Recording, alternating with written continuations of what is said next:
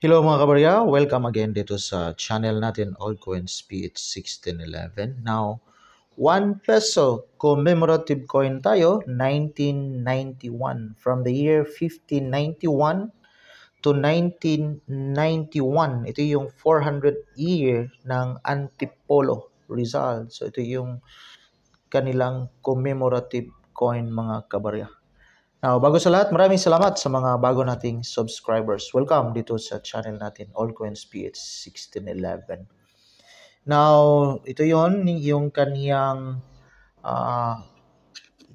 kaniyang reverse.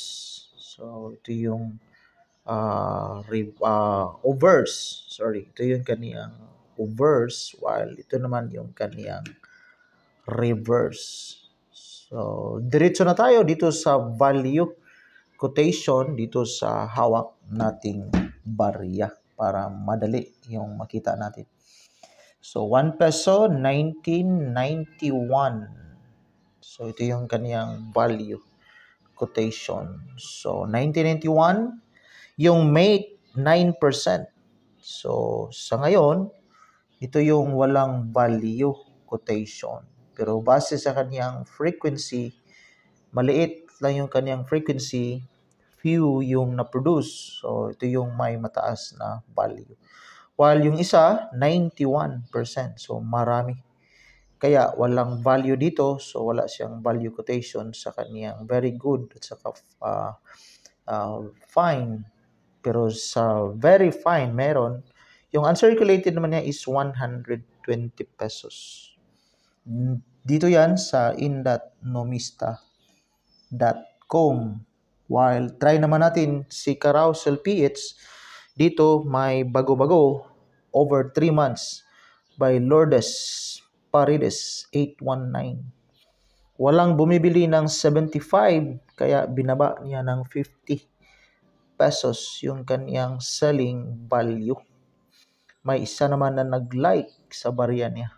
So, ibig sabihin, mahirap talagang makahanap ng mga buyer sa mga barya natin ngayon. Kaya kung may kakilala kayong bumibili, so try nyong ipresenta yung mga hawak yung mga barya.